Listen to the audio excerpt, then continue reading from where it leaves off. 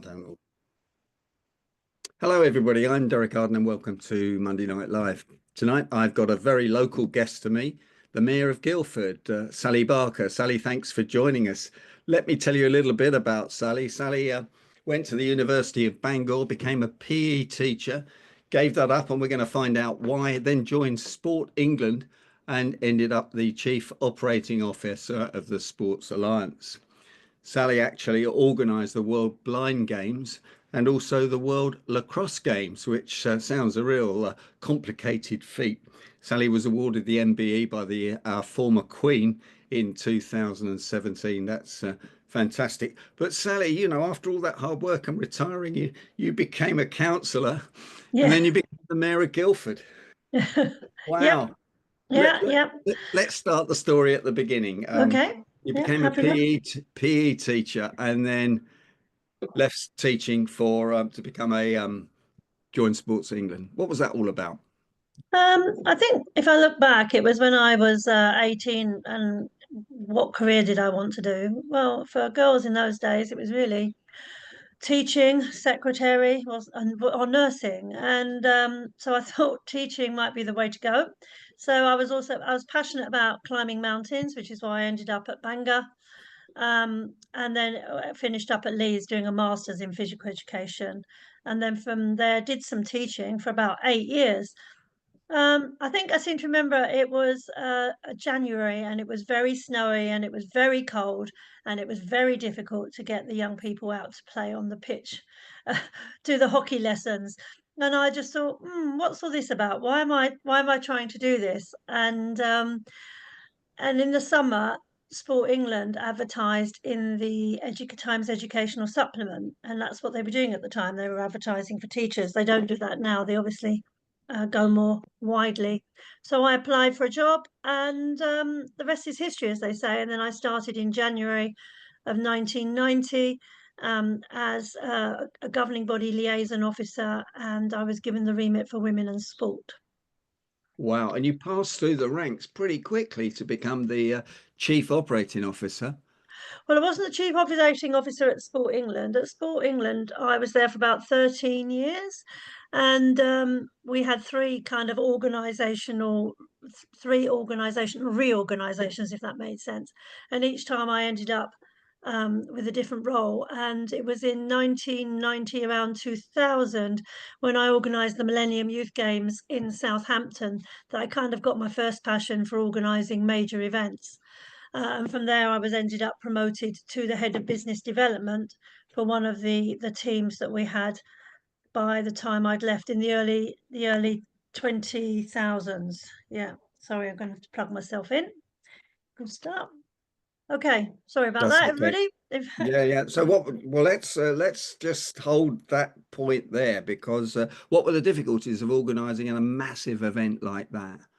Well, in that case, all the counties of England, and we had some from Scotland and Wales, were able to put teams into the event, and it was coordinating accommodation, delivery. It was identifying the sports and the officials and where it was going to be, the opening ceremonies and the closing ceremonies. So I had a fantastic team that was helping me, and of course, also then I had some funding from the National Lottery, which was brilliant. Oh, wow. Okay. And I'm really sorry. I had a problem with electricity last night, so I realized my plug switched off. Sorry. Okay. Don't worry about that. We'll talk amongst ourselves, and I'll get Keith to edit this bit on the recording, so that all. Sorry about that. 1 o'clock in the morning, my electricity kept tripping off, so I had to switch everything off. Right, apologies. Probably the Mayor of Guildford's problem, Yeah. I should think. I can You in organise major sporting Spain, events, Sally? but not this. Electricity is out of my comfort zone. Yeah, so organised that, and then I think it was around the fifth reorganisation, not long after that for Sport England, that I wasn't sure whether I was going to have a job, and so the Sport and Recreation Alliance wanted somebody to be head of services there, and so I applied for that role and continued and got it. Sorry, and then we continued there, changing my roles twice, and I was there for another 13 years, and then retired. And was that when you got particularly involved in women in sport and inclusion? No, I think when I first went to Sport England at the early 1990s, I was given the remit for women in sport, and I ended up writing the first policy for women in sport in the UK, and getting involved on the international and European levels. Uh, and obviously, in those days, it wasn't normal for women to do sport. And I remember at the time, our agendas were women as coaches, women as leaders, women in the media, women taking part in sport, and young girls particularly. And I would say over the last, what, however many years it's been since 1990, 40 years, I think we now have got cracked. Getting women into participation. Take going to the gym is seen as the norm now, where it wasn't then. Mm. However, we've still got a really big problem of women's coverage in the media, women as leaders in sport, and women as coaches and officials of women's teams. And as women's sport is getting more successful, it's getting more coverage, more money's going into it. Men are moving in to become the coaches of the female teams because it's now seen as acceptable and an elite sport.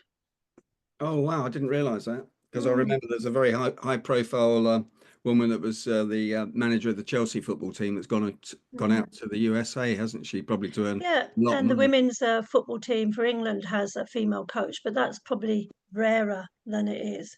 And the women's coverage in the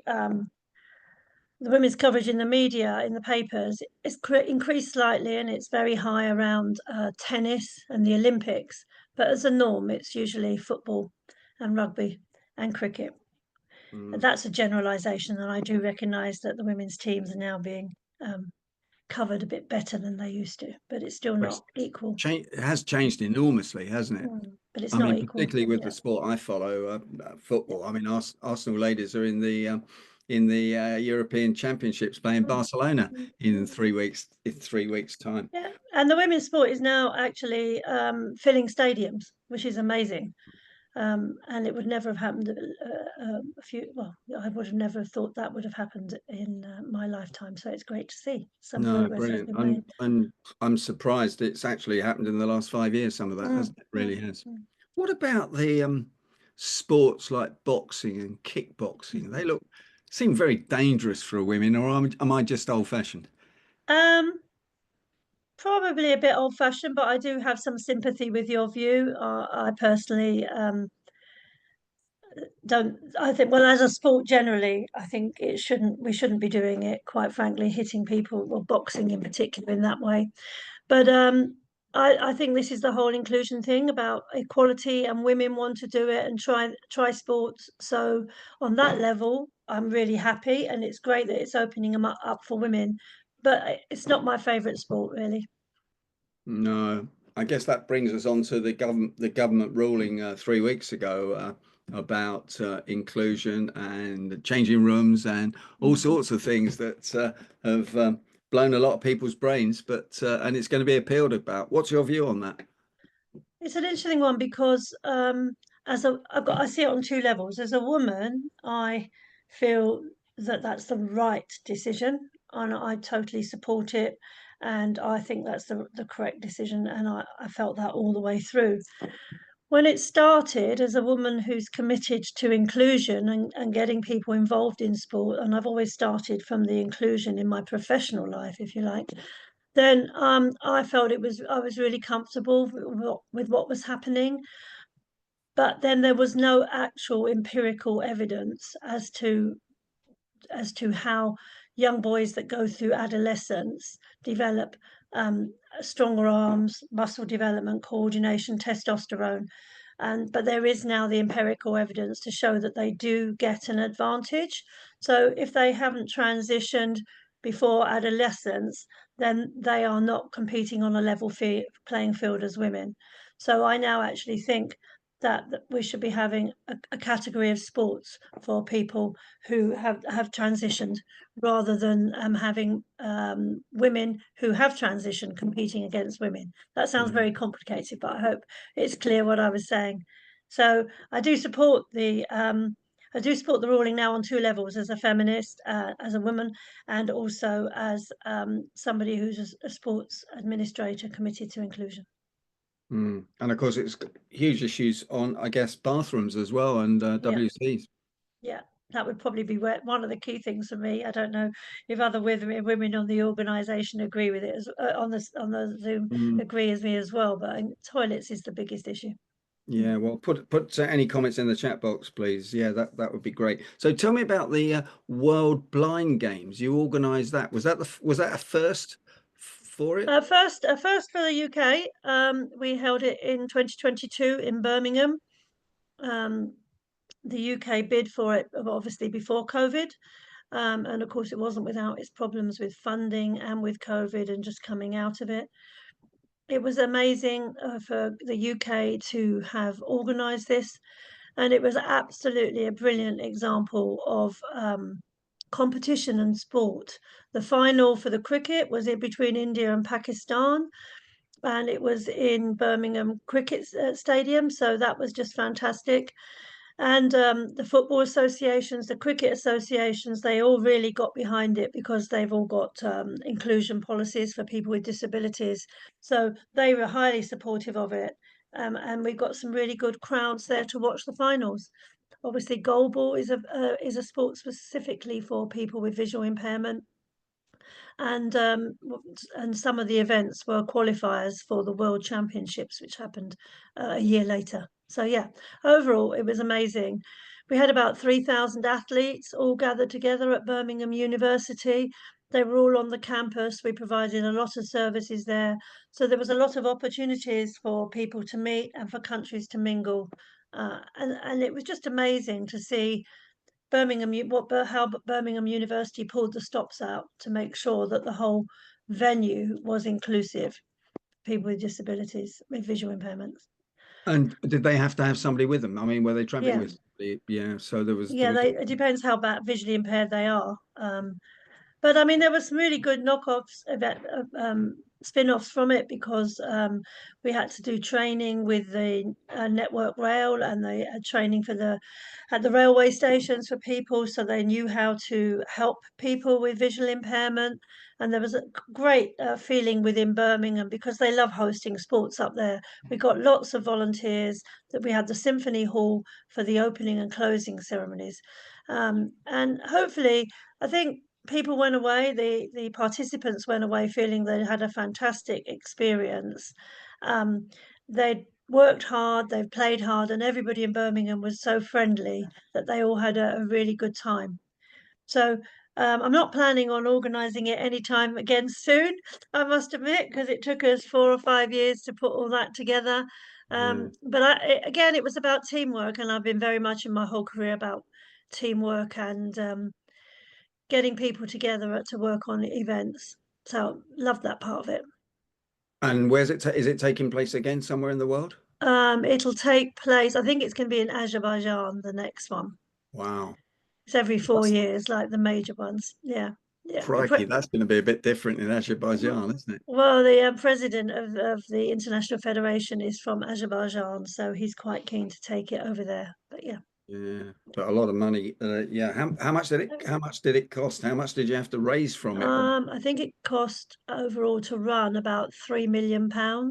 Oof. But we also had obviously grants, and we had the charges for the participants to enter as well. Did you get sponsorship at all, or is it Yeah, not? we were lucky to get sponsorship, and Birmingham put some money in as well. So, but it wasn't easy, I must admit, raising it because it was the first time the UK had hosted it, Mm. and it wasn't a proven event. UK Sport gave us some funding in the end. Um, and so we were able to add some niceties on because UK Sport funding us. Mm. I also actually underwrote the event, which is really helpful when you're not sure if you're going to be able to run it as well. Just a bit, yeah, just a bit when Mm. you're committing all those, committing all that so far in advance. How did Mm. that differ from the World Lacrosse Championships? Well, in some ways, funding for the World Lacrosse or getting sponsorship and funding for the World Lacrosse Championships was probably similar to the World Blind Games. Again, we didn't get any government money. At that time, lacrosse wasn't an Olympic sport, and UK Sport was only funding Olympic sports. Um, the organisation, England Lacrosse, was getting money from Sport England for the development of the sport, but not for the elite level because it wasn't ranking high enough. So again, it was done on quite a budget feel, and Guildford Borough Council were keen to host it on the Surrey University. They put some money in, but again, it was mostly covered off by participants' fees and team charges. Wow, that's quite a lot of money for the participants. Plus, It is actually, and it still is even now, even though because UK Sport is giving British lacrosse some funding to help the players get up to Los Angeles in 2028, but they still have to fund quite a lot in the interim because it doesn't fully cover the cost because it's a new sport in the Olympics. and it's just a female sport. No, men as well, men Oh, and wow. women play. In England, the men's branch, so to speak, is based around Manchester, around the M62 corridor up there. So it's played very much. It was very much a working class sport. Queen Victoria came over and met the Indians came over and met Queen Victoria, and she said, "Oh, this would be very good for deportment for the young ladies rather than hockey." So that's how the sport ended up in the public school system for girls. But in the north, the Indians travelled around there, and it got picked up by the working men's clubs. Wow, fantastic. It's a really interesting it's a really interesting model about how the sport's grown. But now, of course, we're in the schools. We're doing a lot of development work. It's seen as a lifestyle sport in universities. So when people go to university, they like to try it out and pick it up. So we've seen a lot of growth there. Wow. So you thought you were retiring, became a councillor, and ended up as the Mayor of Guildford 2 years later. Yeah. How did that happen? Well, it was at the World Lacrosse Championships. The leadership of the Guildford Borough Council at the time suggested that I should get into politics because I was retired and wasn't sure what I was going to do after the event. So I thought, okay. So I got involved in local politics. I stood three times.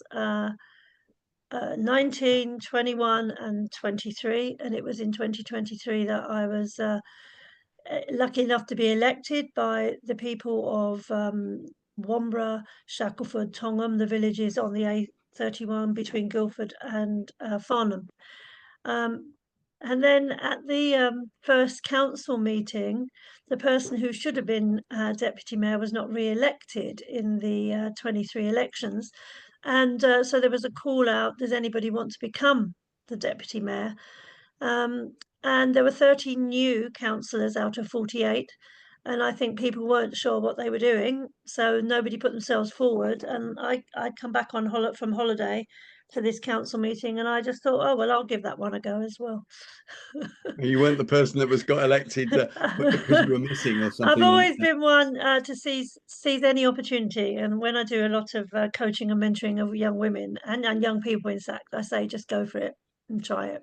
So I did it to myself on that occasion, and the rest is history. The deputy mayor becomes the mayor traditionally in Guildford Borough Council, and so I'm now a year later about to finish on May the 7th. I've had the most amazing year as Mayor of Guildford. It's been so rewarding to see all the fantastic work that people, individuals, and organisations are doing to help their communities and their fellow residents. So it's been just wonderful. So tell us about the role of the mayor then. We probably don't really know. I don't. Uh, um, I suppose the only thing that the mayor has to do is to chair the council meetings of Guildford Borough Council.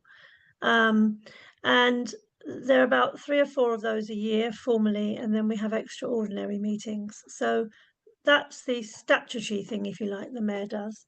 Um, and then each mayor usually has a theme for the year, and mine was making connections for the well-being of our communities. As I'd been deputy mayor, I'd been able to see how the mayor can actually put groups together and people together to have conversations. So an example would be there's a charity called Big Leaf that was the recipient of one of the funds I raised for one of my events. And while they were at the event, they were able to meet the Hong Kong Association because there's a refugee association. So they've started having a conversation. And then there were people there from the Spectrum, which is our big swimming pool, who want to do community stuff. So now they're working with Big Leaf to provide opportunity for displaced young people to learn and get integrated into our community. So that's the making connections bit, which is really lovely, and I think that'll be quite a nice legacy for me. And the well-being came about because when I was deputy mayor, really conscious of the social isolation and mental health of people within the borough, and I was keen to support charities that were going to help. We're going to help those people. People who live in Guildford think it's a relatively well-off area that where some of those issues wouldn't occur. That's not Yeah. true, is it? No, we've got two really high areas of deprivation in Guildford that people wouldn't know about, and so it's really great to be able to support people in those communities. But the mayor usually has one charity for the year, but I decided it was quite difficult to choose just one charity. And so I decided that I would fundraise for as many charities as I possibly could, and mostly those that reflected my interests. For example, I'd been in the Territorial Army for about 25 years, so I wanted to support the Veterans Hubs. My teaching experience, I wanted to help Home Start, which is all about young people. Um, Guildford Action is around helping the homeless, and it's just around the corner from me. And so all these charities don't have big fundraising arms, or people to have fundraise. So I chose those charities to support in my events over the years. And I've raised about £105,000 during last year for about 14 charities. So thank you. Yeah, and it's been a labour of love, but it's just been really worthwhile. And I've again going back to teamwork, I've had some fantastic people that help me produce all the events and put the events on that have been able to raise those funds for those charities. Well, fantastic. Congratulations. So tell us about going to Buckingham Palace to receive the MBE. Okay, so I was given my MBE for my services to sport and particularly women and sport. And I remember I'd had the day of the going to the palace. We got up early and to get the train, and it was an absolute torrential nightmare rain. And I just remember thinking about my hair and my hats and everything like that. And off we went to the train and we got up to the palace and we went in looking a bit like drowned rats. And my partner said, "Why didn't we get a taxi up here?" But I'd already bought the train ticket, so we were going by train. And my sister and her husband came, and we went in. And so, as you go in, the recipient is taken to one room, and the other three of them were taken to the big ballroom. And then they sit there, and then you go into a side room, and people tell you what's going to happen to you as you go through, because there's a great long queue, and you all have to line up in a hierarchical order depending on what you're going for and your position with the community. And because I had a territorial decoration for my military service, I was a bit higher up the MBE ranks than other people. So then we get in the queue and you get there, and I practiced my curtsies weeks beforehand. And as I was going up to come and see the Queen, I saw a woman who worked in the royal household getting her award, and she did a curtsy as well. And I thought, oh, I think I might do it that way then, because that's the way they do it in the royal household. So obviously, get up there, get to the Queen, try this new curtsy, nearly fell over, even though I've been practicing for weeks and weeks. Go up, and the Queen said, what did you get this award?" And apparently, she reads all the citations, and then she works out all the questions she wants to ask. And as you're coming up towards her, an aide will whisper in her ear the question she's going to ask you. So off I go, and I start then going chapter and verse. And I said, "Oh, and I work for an organisation that your husband used to be president of. Oh, and now your son is president." And I just went blah, blah, blah, blah, blah, blah, because you're just so nervous that you're speaking to the Queen. But she was so kind, and she listened to me rabbit on, and then I kind of just shut up in embarrassment. And she very carefully took my hand and pushed me away, and that was the signal that I should go back and do a curtsy. And then I did the curtsy I practiced, so there was no wobbling, and turned round and off I went. But it was just amazing. And then we went off and had a celebration lunch. So really, really special, and particularly with the Queen, it was amazing. Well, that's absolutely amazing. So it wasn't really as prepared as we might think it was then, because clearly everybody had a slightly different time, depending on what they Mm, said, depending on yeah. how long the Queen. It spoke to them as well. Yeah, Yeah. yeah. And I just remember one we were all told as we came back. So we came in from the left, go back, and off we went. But I just remember a woman who was getting her CBE. I just remember she kind of slightly lost the plot, and she came down from the Queen, turned her back on the Queen, and then went back the way she'd come in. So there was all a bit of a consternation then, and somebody's phone went off in the middle of it, even though you're told you've got to switch your phone off. So it was just, yeah, it was absolutely amazingly special. And what is really nice now for me is that's been sitting in my drawer for about 4 or 5 years. Now I'm on the council. I can actually wear my MBE, which is really lovely. I've tended not to wear the little, I tended not to wear it, but because when you're out there in your robes and your formal ceremonial occasions, you can put it on. And I also actually wear my territorial decoration, which has probably been sitting in the drawer for a lot longer. But it feels right to wear it, if you know what I mean. And I think in your right Hmm. hand drawer, you've got your mayoral chain, Oh if you can yes, say yes, it yeah, yeah, properly. Can you yeah, show that off to us? yeah, yeah. There you go. I don't know if you can see it. Yeah, No, take it back a little bit back. closer then. There Yeah, you that's go. brilliant. Yeah. No, Oh, thank you. But of the course, light's there. That's yeah, better side, maybe. And it's turn on. And it's one of the oldest chains. Sorry if you can't see it, the light maybe. It's one of the that's fine. oldest chains in the country. Given to Guildford by well, the story goes by Charles II, although I think in reality it was probably the Earl of Onslow at the time in 1646. This is not the original. The original is locked away. You only wear it once a year. This is a copy that the mayors wear because one of the previous mayors was wearing the original in a hot air balloon and it nearly fell out. So now what they do is they've had this copy made, and yeah, it's lovely. But when you look at it compared to some of the other mayors that, for example, some of the local other boroughs, they've got what I'd call Victorian chains with heavy enamel. They're much more ornate, they're much more obvious. This is quite a subtle chain, but that's because it's so old. Really Wow, special. fantastic. And you told me that it only comes out of the vault for in the Guildhall at Guildford because that's Yeah, the only time it's insured. Is that right? that's right. Yeah. So next Wednesday, when I hand over, I will be wearing it for the second time, and then I take it off, and then I give it to the deputy mayor becomes the mayor, and then he puts it on, and then as he leaves the building it's taken off of him and he gets the pouch with the coffee in. So Fantastic. but we're very strong on tradition in Guildford, so it's really lovely. We wear red robes with the fur, and I have got a cravat and a tricorn hat which makes me look a bit like a pirate. But it's really nice that we're keeping those traditions going. And so I'm hoping that with these changes, the local government reorganisation that we're going to be going into, we're still going to be able to keep a mayor of Guildford. Brilliant. Not sure at the moment, but we're going to be working on it to make sure it happens. Well, we're nearly out of time, Sally. Thank you so much for joining us. What are you going to do when you've got nothing to do after the 7th of May? Well, I'm going on holiday for a couple of weeks, and I quite like my holidays, so there'll be a few more of those.